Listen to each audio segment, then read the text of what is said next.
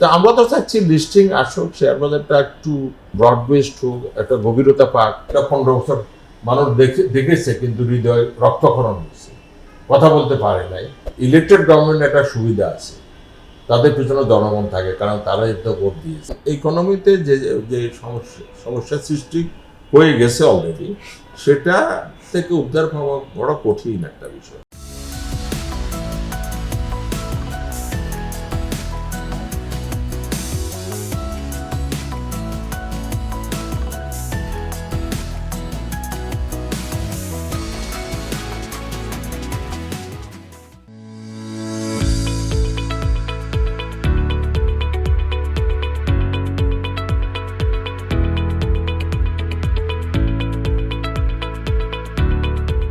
এটা ছিল আমাদের জন্য মানে লাক,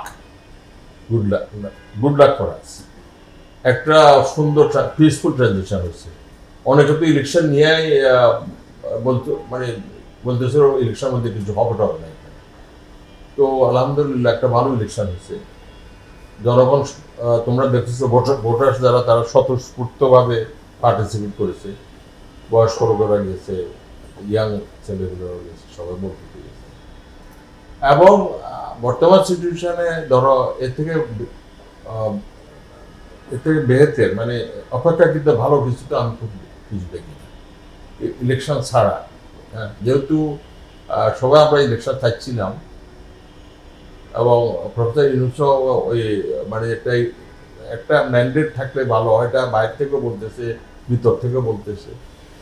উনিও সেটাতে রাজি হলেন, এবং খুব সুন্দরভাবে আমাদের সেনাবাহিনীও এটাতে সমর্থন দিলেন, এবং তারাও রোল প্লে করেছে। খুব সুন্দরভাবে একটা ট্রানজিশন, পলিটিক্যাল ট্রানজিশন, মানে একটা ইলেকটেড পলিটিক্যাল গভর্নমেন্টের হাতে ক্ষমতাটা হস্তান্তরিত হয়েছে। খুব মোটেই দেরি করার নেই। ইলেকশন 2 দিন 3 দিনের মধ্যে সব কিছু ঠিক হয়েছে। তো এটা আমাদের জন্য গুড লাক। আমাদের জন্য good luck in the sense, now politicians both experienced and যারা নিউ, তারা এটাকে হ্যান্ডেল করবে, এবং জাতি তো দেখবে। সত্যি কথা বলতে আগের মতো অতটা ব্লাইন্ড আই থাকবে না কারণ। নেশন উইল জাজ, people will see who is doing what.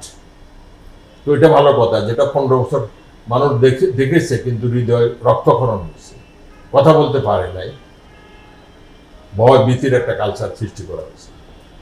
আমি আশা করি ইলেকটেড গভর্নমেন্ট একটা সুবিধা আছে, তাদের পিছনে জনগণ থাকে, কারণ তারা তো ভোট দিয়েছে। আগের যে রাস্তাঘাটকে অবরোধ করা, যখন তখন খুশি রাস্তাতে নেমে যাওয়া, আন্দোলন শুরু করে দেওয়া, যেটা যৌক্তিক তার বাইরে গিয়ে কিছু আদায় করার চেষ্টা করা, এটা আশা করি আর থাকবে না, হবে না। নতুন সরকারের ক্যাবিনেটটা কেমন হলো? আমি শোনো, প্রধানমন্ত্রী মহোদয় উনি বাইরে ছিলেন, দেশের বাইরে, সবাইকে উনি নাও চিনতে পারেন। কারা ডেডিকেটেড তার হতে পারতো, সহযাত্রী হতে পারতো, ওই ব্যাপার তো নাও চিনতে পারে, নাও জানতে পারে, কিন্তু ওনার নিজস্ব খোঁজখবর নেওয়ার একটা প্রক্রিয়া থাকার কথা। আমি তারপরেও বলবো যে একবারে 100% আইডিয়াল না হলেও ভালো হয়েছে সিলেকশন। কারণ হচ্ছে এদের মধ্যে বয়স্ক অনেক আছে, যারা বেগম খালেদা জিয়ার সময় থেকে তারা ছিল সরকারের সাথে, দলের সাথে ছিল, এবং স্ট্রিট ফার্স্টলি তারা ছিল। তো এর মধ্যে পেশাজীবীদেরও একটা গ্রুপ ছিল, সবসময় ছিল। সেদিক দিয়ে আমি বলবো মিশ্রণ ওকে। সামনে 2-4টা কন্ট্রোভার্সিয়াল অ্যাপয়েন্টমেন্ট হইতেই পারে, সেটা আলাদা কথা। সেটাও প্রধানমন্ত্রী দেখবে, আশা করি দেখবে। সামনে আশা করি result, who is showing what results, এটা ইম্পর্টেন্ট, এবং কতটা অনেস্টি। শোনো, অনেস্টি আর যদি হার্ড ওয়ার্ক, এই দুটা যদি একজনের দায়িত্বের মধ্যে কম্বাইন না করতে পারে কেউ, তাহলে ওর থেকে খুব বেশি আশা কিছু করতে পারে না। এ হলো কথা। সুতরাং আমরা এই নতুন গভর্নমেন্ট তো 1 সপ্তাহ হয়নি, আশা করি সামনে সময় দেওয়া হোক, দেখা যাক না কি কেমন আশা করি করবে। শুনে এর বিকল্প তো কিছু নেই, তোমাদের সামনে বিকল্প খুব বেশি কিছু নেই। অনলি থিং রিসাপলিং করতে পারবে, রিব্যালেন্সিং করতে পারবে প্রধানমন্ত্রীর সাইডে, সেটা সময় বলে দিবে। মিডিয়া বলবে, মানুষ বলবে, অন্যরা বলবে কোথায় ত্রুটি হচ্ছে, কোথায় কাজ হচ্ছে না, সেটা এটা হয়ে থাকে সাধারণত। আগের দিনে দেখতাম 100 দিন, এখন 180 দিনটা বিদেশের মতো প্র্যাকটিস আছে কোনো কোনো সব। চ্যালেঞ্জ তো আসতেছে অর্থনৈতিক ক্ষেত্রে। এই যে তুমি যে ল অ্যান্ড অর্ডার বলো কিংবা ওইটা বলো ওই ম্যানেজমেন্ট, আমার নজর সবচেয়ে বড় চ্যালেঞ্জ কিন্তু ইকোনমি যদি মানে ইয়েতে না আনতে পারে, প্রাণবন্ত অবস্থায়, যদি লাইফ ইনফিউজ না করা যায় ইকোনমিতে, তাহলে সেটাই হবে আমাদের জন্য দুর্যোগ। আমাদের ইকোনমিটা কিন্তু আগ থেকে সরাসরি সরকার যেটা পালিয়ে গেছে, হিউজ পরিমাণে খরচ করে গেছে, huge, both internal and external. গত 15 মাস ওই সময় কিন্তু খরচটা মানে থামানো যায়নি, সত্যি কথা, বিশেষ করে ইন্টারনাল, এক্সটার্নাল হয়নি, ইন্টারনাল। তো এখন কথা হচ্ছে তোমার এত ইনডেটেড সরকার, এটা যে সুদ দিতে হচ্ছে এক্সটার্নাল লোনের জন্য, তো ইন টার্মস অফ ডলার্স দিতে হবে, এবং সেটাও কিন্তু যোগ হচ্ছে। এই যত আমরা সামনে এগোবো তত ওটা অ্যামাউন্টটা বাড়তে থাকবে, সুদ আসলে। আর ইন্টারনাল এটার যে সুদ সরকারের বহন করা, একটা পর্যায়ে এমন হচ্ছে সরকারের যে আদার সেক্টর পরিচালনাগত যে ব্যয়, সেখানে যে আদার সেক্টরস, তার তুলনায় সুদ পেমেন্টটা অনেক বেশি হয়ে যেতে পারে। এটা সবাইকে ভাবিয়ে তুলতেছে। শোনো, অতীত ইতিহাস কি বলে, এটা কি শুধু এ ধরনের একটা ট্র্যাফের দিকে এগিয়ে যাচ্ছে শুধু কি আমাদের economy? No, there are many other economies অতীতে, এটা আর্জেন্টিনাতে হয়েছে, পাকিস্তানে হয়েছে, নাইজেরিয়াতে হয়েছে, এইটা অনেক ইতিহাস আছে। যে সমস্ত ইকোনমি এভাবে নিজের গর্ত নিজে কুড়েছে, মানে ঋণ করতে গিয়া, সে সমস্ত ইকোনমি শেষ পর্যন্ত মানে হিউজ ইনফ্লেশন ক্রিয়েট করতে হচ্ছে, মানি প্রিন্টিং অবাধে করতে হয়েছে ওই অব্লিগেশনগুলো মিট করার জন্য। এবং তখন ওই যে লোকাল কারেন্সি, যেটা ইন আওয়ার কেস টাকা, এটার ফরেন এক্সচেঞ্জের এগেনস্টে মূল্যবানও ধরে রাখতে পারেনি। এটা উদাহরণ অনেক আছে। আমরা আশা করি এই ক্ষেত্রে আমাদের ফাইন্যান্স মিনিস্টার মহোদয়, উনি অনেক অভিজ্ঞ, উনি শক্ত থাকবেন। এই অব্লিগেশনগুলো তো ফুলফিল করতেই হবে, যেমন স্যালারিজ এন্ড ওয়েজেস এবং ওই যে অ্যালাউন্সেস, সুদ পেমেন্ট। এটা আমি খুব বেশি সহজ কোনো সমাধান নাই। একটা হতে পারে by raising the revenue collection, সেটাও লিমিটেশন আছে। অলরেডি আমরা কিন্তু one of the highest tax paying country in the world, one of the, regionally তো আসি। সুতরাং এখানে ইচ্ছা করলে রেভিনিউকে বাড়ানো যাবে, এটা আমি দেখি না। আরেকটা হচ্ছে ইকোনমি যদি প্রভাব হতে থাকে, মানে ধরো যথেষ্ট প্রাণবন্ত হচ্ছে, তাহলে রেভিনিউ কালেকশনটা বাড়বে। কিন্তু ইকোনমি যদি স্থবির থাকে মানে এখনকার মতো, তাহলে কিন্তু রেভিনিউ কালেকশন বাড়বে না, বরং রেভিনিউ বাড়াতে গেলে মানুষের উপর জুলুম হবে। অলরেডি পিপল আর পেইং মানি। তোমার ভ্যালুয়েটেড ট্যাক্স দেখো, গরিব লোকেরাও দিচ্ছে, ধনী লোকেরাও দিচ্ছে, সবাই দিচ্ছে। Even corporate income tax one of the highest in the world, corporate কোম্পানিগুলোর উপর। গ্রামীণ ফোন বা রবি, তারা 62 টাকা দিচ্ছে আউট অফ 100 টাকা। ওই যে cigarette company, British American Tobacco company, out of 100 টাকা they are earning, they are paying to the government 85 টাকা। তো এরপরে তোমার স্কোপটা কোথায় বলো আমাকে? কর্পোরেট ইনকাম ট্যাক্স যদি কম্পিটিটিভ না রাখা যায়, তাহলে কিন্তু এটা বিনিয়োগ আসবে না, হবে না, দেশীয় থেকে হবে না, বিদেশ থেকে হবে না। রিসিপ্ট এবং লাইবিলিটিকে ব্যালেন্স কিভাবে করবো, সেটা একটাই মাত্র পথ আছে, কঠিন পথ, সেটা হচ্ছে সরকারের সাইজ অফ দ্য গভর্নমেন্ট। এটা কেউ না বললে আমি বলতেছি, কারণ আমরা গত 15 বছরে লেফটে রাইটে আমরা এক্সটেন্ড করতে দিচ্ছি সাইজ অফ দ্য গভর্নমেন্ট। এই ইকোনমি নিয়ে আমাদের ইকোনমির সাইজ যেটা সবাই জানে, এই ইকোনমি নিয়ে এত বড় সরকার দরকার নেই। আরো ছোট সরকার ইফিসিয়েন্ট সরকার করতে পারত। এখন সেটা করতে গেলে তো তোমার কিছু ডিভিশন, কিছু মিনিস্ট্রি, কিছু ডাইরেক্টরেট বন্ধ করে দিতে হবে, অ্যামালগেমেটেড করতে হবে। মানে পাবলিক অ্যাডমিনিস্ট্রেশন রিফর্ম যেটা, সেটা করতে হবে বোল্ডলি, কারেজিয়াসলি। তাহলে না তুমি একটা পর্যায়ে রেভিনিউ তুমি যেটা কালেক্ট করতেছো, রেভিনিউ যেটা জেনারেট হচ্ছে, সেটা থেকে কিছু সারপ্লাস থাকতো ডেভেলপমেন্ট বাজেটের জন্য। এখন ডেভেলপমেন্ট বাজেটের জন্য সারপ্লাসটা কত? হার্ডলি 25%। তো এটা দিয়ে তো তোমার রাস্তাঘাটের যে ডিপ্রিসিয়েশন হচ্ছে সেটা মেকআপ করা ডিফিকাল্ট হবে, মানে খরচা মিট করা মুশকিল হতে পারে।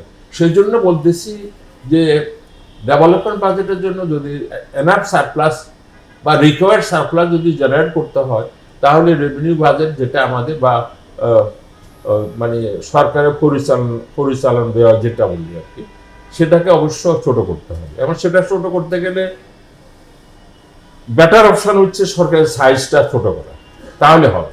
এটা একটা বোল্ডনেস। আর যদি তা না করা হয়, এটা মাথার উপর দিয়ে আরেকটা আছে না, ওই যে নতুন পে স্কেল, 1 লক্ষ টাকা, কোটি টাকা, 1 লক্ষ কোটি টাকা। তো এটা তুমি চিন্তা করে দেখো, এটার এন্ড রেজাল্ট কি হতে পারে? এন্ড রেজাল্ট হতে পারে, হ্যাঁ, I can give you the money, but money will not have the values, purchasing power থাকবে না মানি।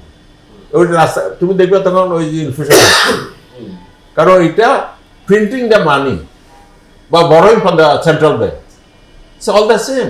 তুমি ট্রেজারি বিল, ট্রেজারি বন্ড বিক্রি করো, সরকার যেহেতু সভরেন, ওটা সেন্ট্রাল ব্যাংক দিচ্ছে। তো ওটা করতে গেলে যেটা তোমার তো এই যে ঋণের যে চক্র, দুষ্ট চক্র, একটা ঋণ আরেকটা ঋণকে তাড়া করতেছে, সেটার সেই সমস্যাটা সমাধান হবে না, বরং সেটা আরো বাড়তে থাকবে।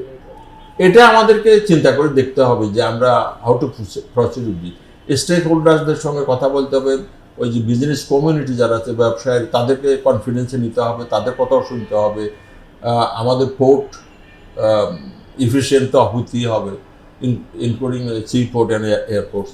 তো এগুলো যদি করা যায় তাহলে, আর প্রিফারেন্স দুর্নীতি, আমরা 100 টাকা, মানে যেটা 100 টাকায় ভালো কাজ হওয়া উচিত, সেটা আমরা 125 টাকা দেওয়া করতেছি।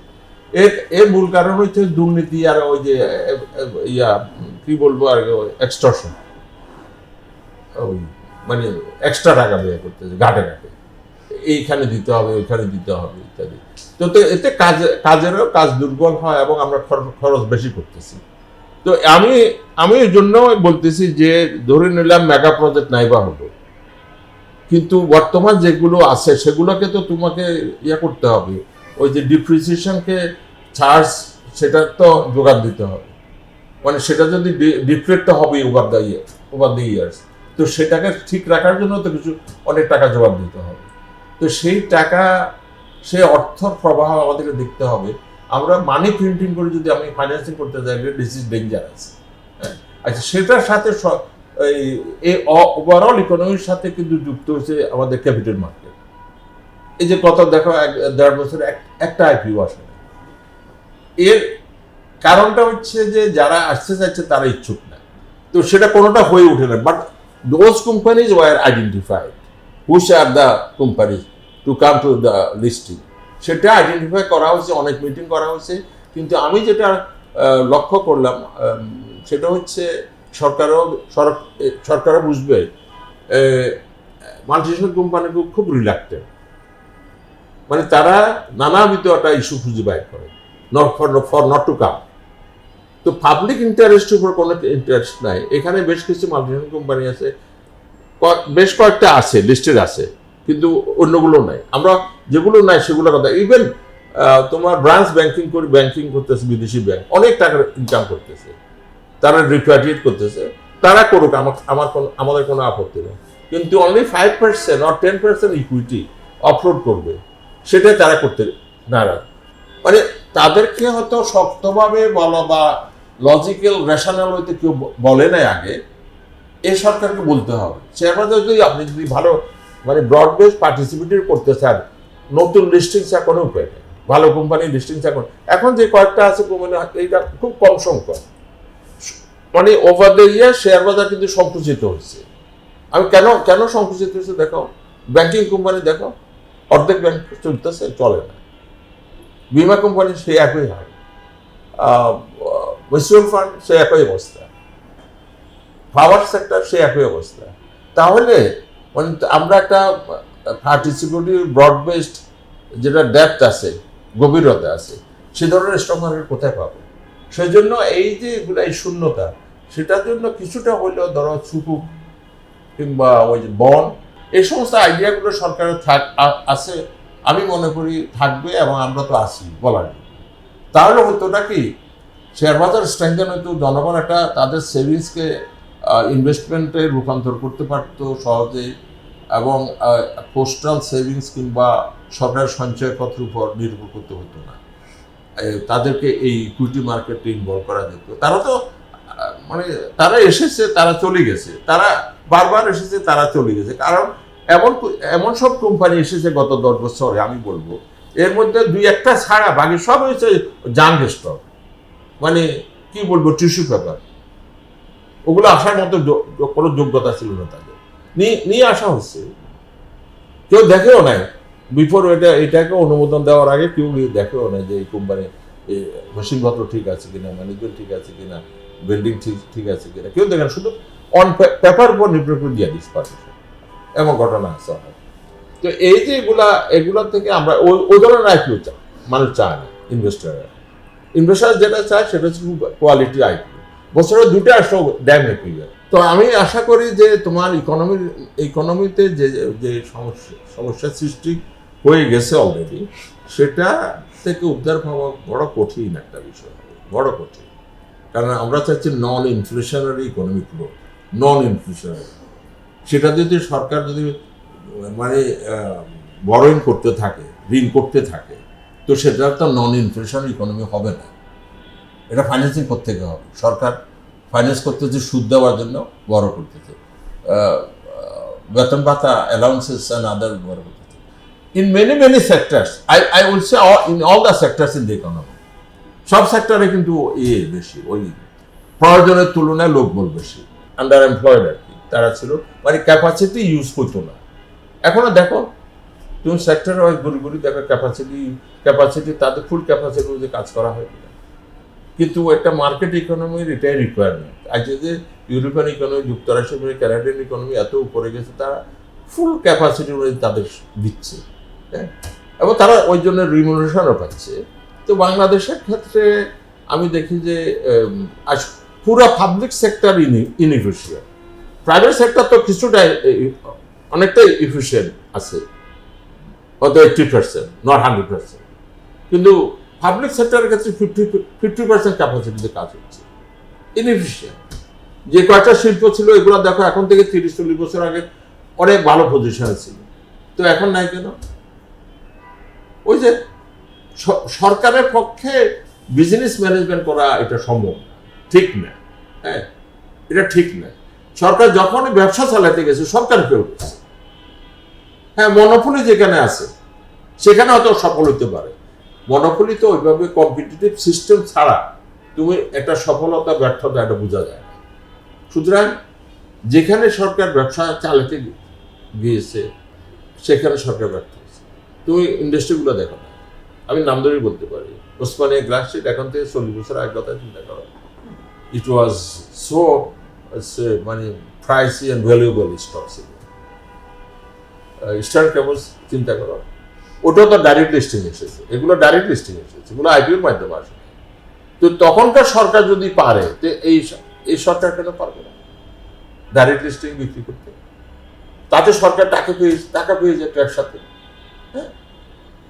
আমি শুনতেছি কাপকো নাকি চলে যাচ্ছে বিদেশি বিনিয়োগ, তো কাপড় ওটা ইন্ডাস্ট্রি, মিনিস্ট্রি অফ ইন্ডাস্ট্রি, তারা যদি এটা কিনে নিতে পারে, এবং কিনতে হবে হয়তো, তো তাদের টাকাটা পেয়ে, তো তাদেরও তো উচিত তাড়াতাড়ি ওই যে ডাইরেক্ট লিস্টিং এ যাওয়া, তাদের অধীনে যে সমস্ত ইন্ডাস্ট্রিগুলো আছে সেখান থেকে টাকা নিয়ে কাপড় নিয়ে এটা কিনে নিতে পারে তারা। আর কাপড় যখন এসেছিল এখন তো 20 বছর, আর 20 বছর তো হয়ে গেছে, তো তখন তো তারা আইপিওতে আসতে পারতো, কেউ কোনো ইনিশিয়েটিভ নেই, সত্যি কথা বলতে। এই জন্য আমাদের এই সাফার, আমরা শেয়ার বাজার ছোট্ট হয়ে গেছে, আস্থাহীনতায় ভুগতেছে, যা যতটুকু আছে আমাদের ব্যাংকিংগুলো লুট হয়ে গেছে, আমাদের বিমা কোম্পানিগুলো যে সেখানেও লুট হয়েছে, ইন সাম আদার ওয়ে হয়েছে। সেখানে মিসুর টাকা নিয়ে অনেকে ভেঙে গেছে, বিদেশ পালিয়ে গেছে, নয়সই করেছে, নিজের পার্সোনাল অ্যাকাউন্টে টাকা নিয়ে গেছে, অথবা ফিকটিসাস কোম্পানি, নন লিস্টেড কোম্পানিতে টাকা ট্রান্সফার করেছে। আমাদের ইভেন আইসিবির কথা চিন্তা করো, এমন এমন শেয়ার এখানে এসে গেছে হাইস্ট দরে তখনকার মার্কেটে। ধরো 17 সালে যদি আসে, 17 সালের সর্বোচ্চ দাম এসে, 15 সালে এটা 15 সালের সর্বোচ্চ দাম এসে, সে সমস্ত শেয়ারগুলোর মধ্যে অনেকগুলো এখন বন্ধ হয়েও গেছে কিছু কিছু, আর নাহলে খুব ডিকেইং অবস্থায় আছে, এবং সেগুলো থেকে আইসি বাইরে হয় নেই, মানে হওয়ার প্রসেসটাও চালায়নি। যে এটাকে একটা কমার্শিয়াল অর্গানাইজেশন দাঁড়া করানো, এই কনসেপ্টটা থেকে তারা বেরোচ্ছে। আমি তো দেখি এটাকে কমার্শিয়ালি চিন্তা না করলে এটা বাঁচবে না। হ্যাঁ, এটা নিজে যদি আর্ন না করতে পারে তাহলে তো বারবার সরকার থেকে টাকা চাইতে হবে। এটাই দুঃখ এখানে। মানে ফিল্ডফারেজ হচ্ছে, মানে নিজস্ব স্বার্থে ট্রানজেকশন হচ্ছে, অনেক সময় চাপিয়ে দেওয়া হয়েছে বাইরের থেকে। হ্যাঁ, তো এখন কথা হচ্ছে যে একটু যদি দিতেই থাকে তাহলে তো কোনো রাষ্ট্রায়ত্ত সংস্থা ভালো চলতে পারবে না। এটা তো একটা পারপাসফুলি মানে সৃষ্টি করা হয়েছে বাই শহীদ প্রেসিডেন্ট জিয়াউর রহমান, এবং খুব প্রয়োজন ছিল তখন। এটা প্রয়োজন এখনো আছে। অনলি থিং এটাকে ঠিক মতো চলতেই হবে। ন্যাশনাল এনবিআরকে যদি তুমি একটা টার্গেট দিয়ে রাখো, অবাস্তব, সম্ভব। আমি বললাম তাহলে এনবিআর কি করবো বলো? ওই এখানে যে কতিপয় ভালো কোম্পানি আছে তাদের আবার এক্সট্রা টাকা বসাবে, তো তাতে হবে কি, যারা এখানে শেয়ার হোল্ডার্স আছে তারা কম পাবে, অথবা একটা পর্যায়ে কোম্পানি চিন্তা করবো যে না, এত হাই ট্যাক্স রিজিমের অধীনে আমরা থাকবো না এখানে। এটা অন্য অনেক দেশে ঘটা, অলরেডি আমাদের এই ইকোনমি থেকে বেশ কয়েকটা ভালো কোম্পানি চলে গেছে। গ্লাসগো স্মিথ ক্লাইন চলে জানেন, তারপরে নোভার্টিস মধ্যে গেছে, আরো কয়েকটা গেছে আমাদের ইকোনমি। তো বাকিগুলো যদি যাওয়ার চিন্তা করে আমাদের এখানে আসবে কি বলো? আমি ব্যবসা বাণিজ্য পক্ষের লোক। ব্যবসা বাণিজ্য এনভায়রনমেন্ট দেওয়া হোক, ট্যাক্স রিজিমটাকে রেশনালাইজ করা হোক, এবং পথে ঘাটে বাধাগুলো দূর করে দেওয়া হোক, এবং তারা যাতে অবাধে ব্যবসা করতে পারে, তাদের প্রফিটকে তারা যাতে রিপার্টিট করতে পারে, এবং শেয়ার হোল্ডার যারা আছে লোকাল তাদেরকেও তারা যাতে ঠিকমতো ন্যায্য হিসাব দেয়। এবং যে সমস্ত কোম্পানি বড় রকম লাভ করতেছে, যেমন ইউনিলিভার, নেসলে, স্ট্যান্ডার্ড চার্টার্ড এবং আলিকো ম্যাটলাইফ, এই সমস্ত কোম্পানির লিস্টিংয়ে আসে না, তাদেরকে লিস্টিংয়ে আসা হোক, আনা হোক, দরকার হলে ইনসেন্টিভ দেওয়া হোক তাদের জন্য। হ্যাঁ, ঠিক আছে, আপনাদেরকে ইনসেন্টিভ দেওয়া। আর যদি তারা না আসতে চায় তাহলে তাদেরকে পানিতে মেজার্সের অধীনে নেওয়া উচিত। যে আপনি যদি আমাদের জনগণকে যদি আপনার ব্যবসায়ের সামান্যটুকু অংশীদার না করেন, ব্যবসায়িক প্রফিটের বা ব্যবসায়িক পুঁজি, তাহলে তো এখানে ব্যবসা করা মুশকিল না। একই কোম্পানি থাইল্যান্ডে ব্যবসা করতেছে, থাইল্যান্ড স্টক এক্সচেঞ্জে তার লিস্টিং। একই কোম্পানি ইন্ডিয়াতে ব্যবসা করতেছে, টপ 10-এর মধ্যে আছে, তারা লিস্টেড বোম্বে স্টক এক্সচেঞ্জ। একই কোম্পানি পাকিস্তানে ব্যবসা করতেছে, তারা করাচি স্টক এক্সচেঞ্জে লিস্টেড। তো শুধু বাংলাদেশের ক্ষেত্রে তারা এক্সেপশন, যে না, এখানে আমরা কোনো মাল কেনা দিব না, সামান্য only 5% require, in some cases 10%। সেটাও কমানো বাড়ানো যেতে পারে, ওই সিকিউরিটি এক্সচেঞ্জ কমিশনের সে আছে, পাওয়ার আছে। তা আমরা তো চাচ্ছি লিস্টিং আসুক, শেয়ার বাজারটা একটু মানে একটু ব্রড বেসড হোক, একটা গভীরতা পাক, এবং ভালো কোম্পানি আছে, আমরা যাতে প্রাউডলি বলতে পারি যে আমাদের স্টক মার্কেটে এতগুলো ভালো কোম্পানি আছে, ইন্টারন্যাশনাল মার্কেট।